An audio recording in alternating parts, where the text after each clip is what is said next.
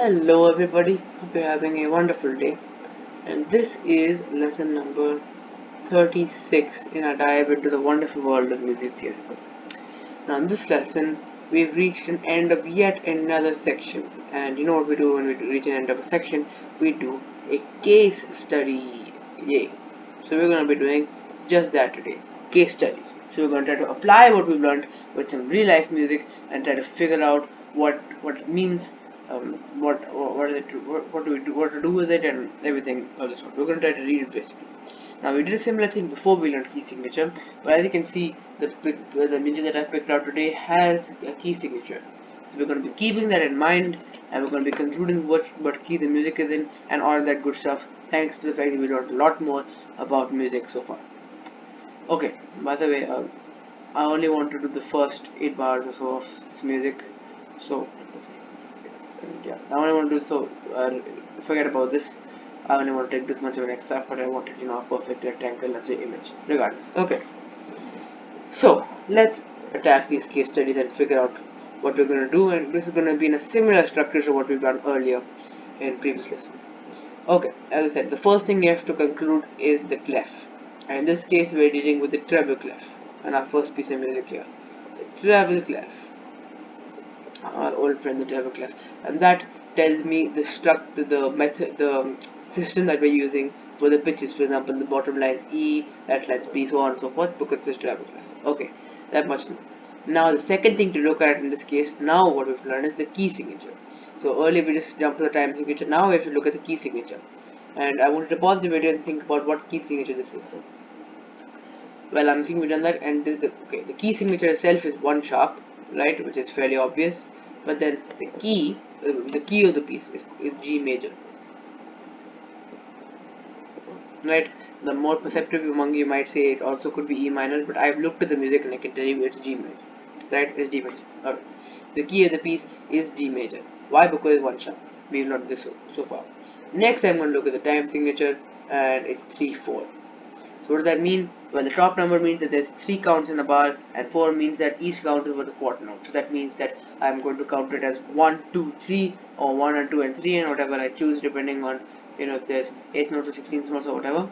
And it's going to be a total of 3 counts, right? And another thing to keep in mind is the system where a quarter note is 1 count and a half note is 2 counts and a whole note is 4 counts. The entire system holds in this case, in this case, because the bottom number is 4. In fact, in lots of music you'll find the bottom number is 4.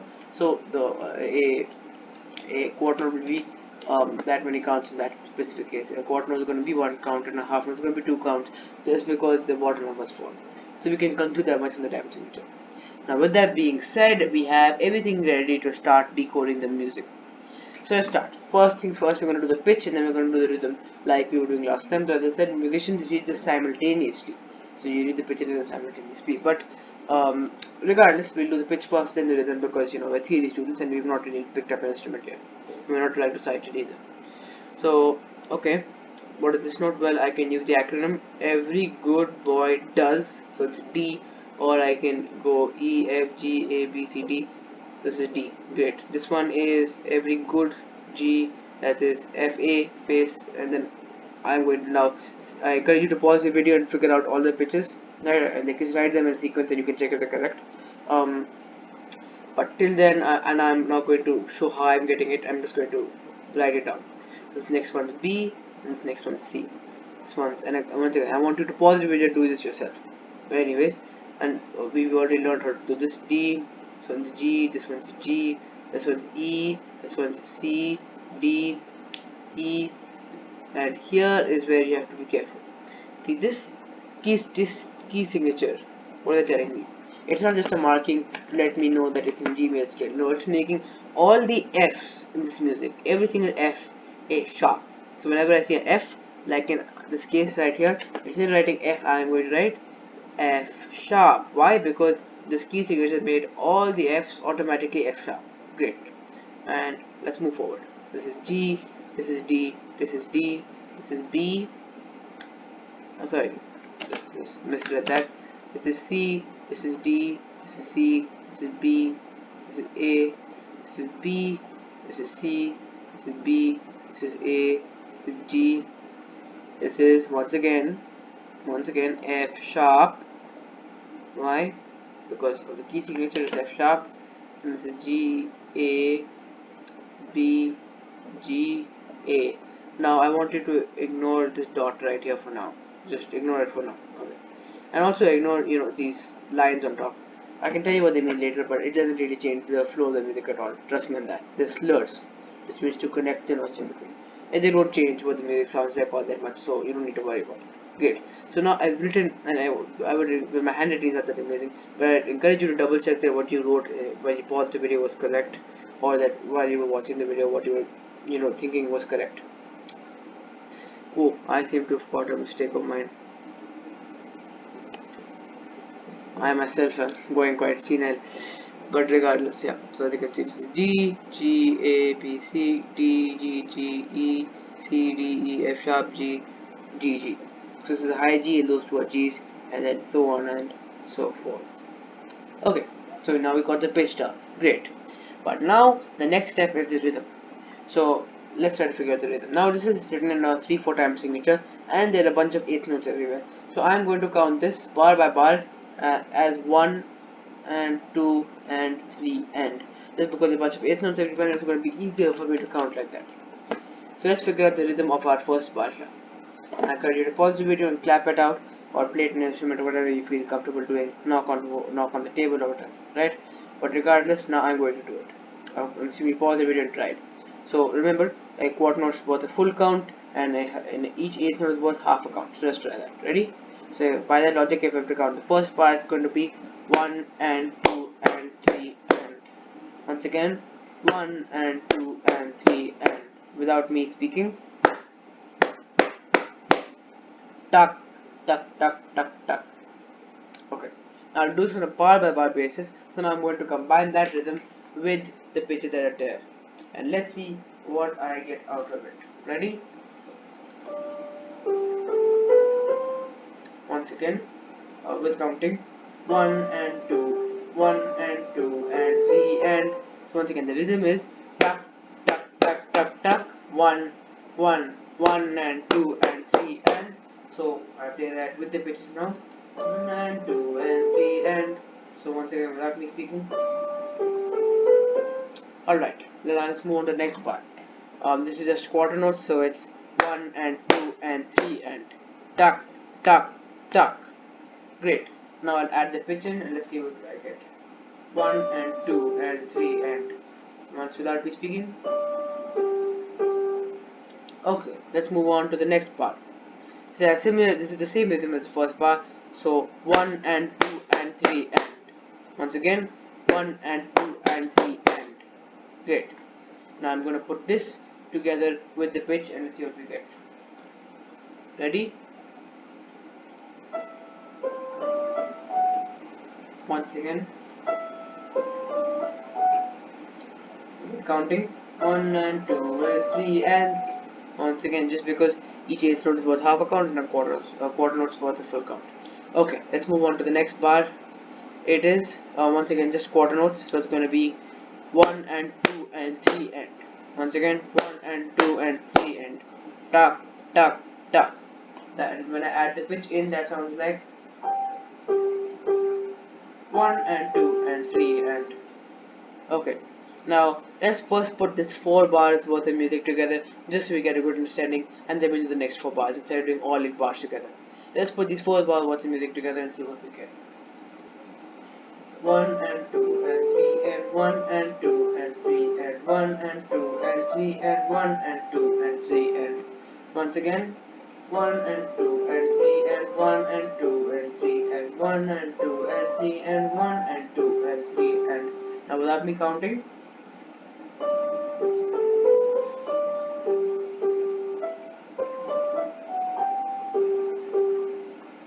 And that's this first 4 bars. Okay, now let's move on to the next 4 bars. Once again, we go by a bar basis. Okay, now the 5th bar, the rhythm is similar, it's the same as the first and second bar. So first and third bar, it's 1 quarter note followed by 4 eighth notes. So let's do that. Ready? So I'm gonna count it out with 1, 2 and 3 and we clap. 1 and 2 and 3 and tuck, tuck, tuck, tuck, tuck. I'll put that with the pitches and let's see what I get. So 1 and 2 and 3 and once again 1 and 2 and 3 and tuck, tuck, tuck, tuck, tuck, and now without me speaking. Alright, next bar, same rhythm, tuck, tuck, tuck, tuck, tuck, 1 and 2 and 3 and tuck, tuck, tuck, and I'm just gonna put the same rhythm with the new pitches which are in that bar, and let's see what I get. Once again, 1 and 2 and 3 and once again, 1 and 2 and 3 and okay, let's move on to the second last bar. Okay, and it goes down, it's the same rhythm, right? Even though the notes are going up and down different ways, that's just the pitch changing. The rhythm is the same. One quarter note followed by 4 eighths notes. I count it out as 1 and 2 and 3 and like most of the bars here. 1 and 2 and 3 and great. 1 and 2 and 3 and alright, that works. Now what I'm going to do is I'm going to add the pitch in there. Ready? And then when I add the pitch in there, it sounds like this.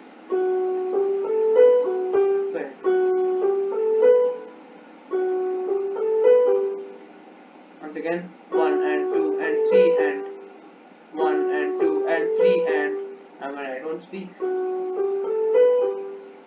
once again, and the last part is just a half note with A. That's going to be 1 and 2 and 3 and 1 and 2 and 3. Ta! That's it. So that's going to sound like this. So 1 and 2 and 3 and 1 and 2 and 3 and so I'm going to put all the music together from beginning to end and see what we get. So once with counting, 1 and 2 and 3 and 1 and 2 and 3 and 1 and 2 and 3 and 1 and 2 and 3 and 1 and 2 and 3 and 1 and 2 and 3 and 1 and 2 and 3 and 1 and 2 and 3 and once again without counting.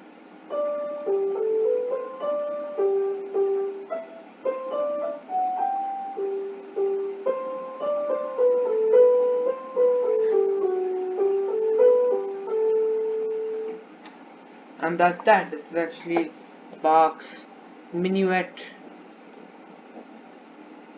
in G. That's great. And it sounds pretty cool. I like it quite a bit. Yes, and we read this from scratch, so we looked at it and we were able to play it, and that's commendable. So if you were able to figure out, even if you don't have an instrument, if you were able to figure out all the pitches and you were able to figure out the rhythm, you have the building blocks, pattern, give yourself a pat on the back. You can read music. Good job. Okay, now let's move on to this one right here. Same procedure. First look at the clef, then the key signature, then the time signature. So this time the clef is the bass clef.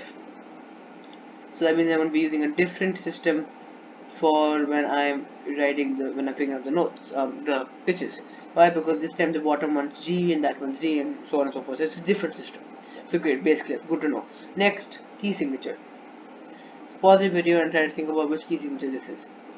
Well, the key signature itself is 4 sharps, and the key is E major. Once again, you might argue that hey, it could also be it could also be B. sorry, it could also be C sharp minor, but I've looked at the music, it's E major. So yeah, it's E major. Great. So that the key signature is out of the way, and the sharps which we have to make sharp are this time quite a few. So I have to keep that in mind. It is F sharp. Oh yeah, because remember, as I said, bass clef. Once again, so the sharps remain the same. I have to keep, maybe in this case it's F sharp, C sharp, G sharp, and D sharp, right? So in treble clef, they're sort of situated up there. In bass clef, I have to put those on those corresponding lines. So the position is the similar, but it's shifted down. So for example, because this line is F in the bass clef, the F sharp is on this line, and since that line G is on that line, etc., etc. So they look slightly different in bass clef, but it's still the same pitches. So you can say I have to play F sharp, I have to play C sharp, I have to play G sharp, and I have to play D sharp. Okay, great. Key signature out of the way. Now let's get a time signature, and it's 4/4. So the whole quarter note being 1 count and half note being 2 counts and everything still works because the bottom number is 4 and it has 4 counts in a bar. That means I have to count it as 1, 2, 3, 4, 1, 2, 3, 4, and think that there's no eighth notes in this entire piece, I'm just going to count it simply like that: 1 2 3 4, 1 2 3 4. Okay, and with that being said, there's not much else for me to do in the preliminary look around things. Now let's get to doing this, and this is where you really need to pay attention to key signature, because earlier we only had one pitch sharp. Here we have four, so a lot of these are going to end up being sharp. So this is first one is, let's see if I use the acronym. It's good boys do. Oh, sorry, no, it's in space. So every cow eats. This is E. This is also E. Here, this one is A. Sorry, this one's not A. My bad. So this one's B. This one's also B. And once again, you can use the acronym or you can go G A B C like that, right?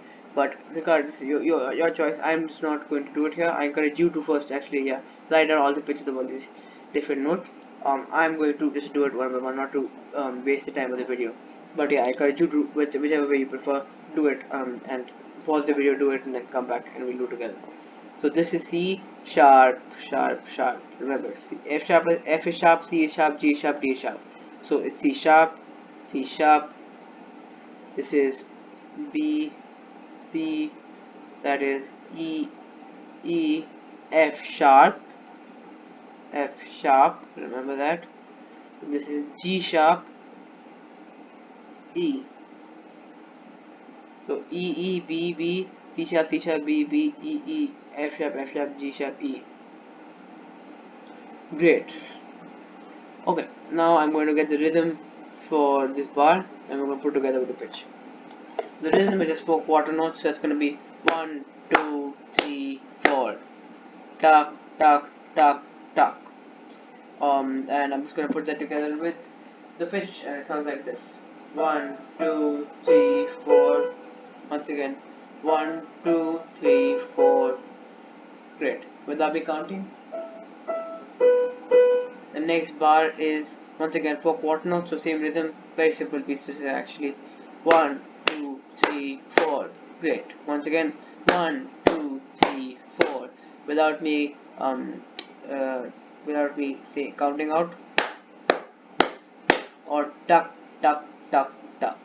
And when I add the pitch to that, it sounds like this. When I add the pitch to that, it sounds like this. Once again, 1 2 3 4. Once again. Now the next bar is same rhythm, 4 quarter notes: 1 2 3 4, tuck tuck tuck tuck. We've been through this for 2 times already, and I'm just going to add the pitch is once again 1 1 2 3 4. Then finally we have 2 half notes this time. Half notes for 2 come notes, so it's going to be instead, it's going to be tuck tuck. Sorry, 1 and sorry, I should use the other counting system. 1 2 3 4. Quite simply, 1 2 3 4. Tuck tuck. 1 2 3 4. Great, and I'll add the pitch to it. So now with counting once, I'll play the entire piece. 1 2 3 4. 1 2 3 4. 1 2 3 4. 1 1 2 3 4. 1 2 3 4. Once again with counting. 1 2 3 4. 1 2 3 4. 1 2 3 4. 1 2 3 4. Without counting.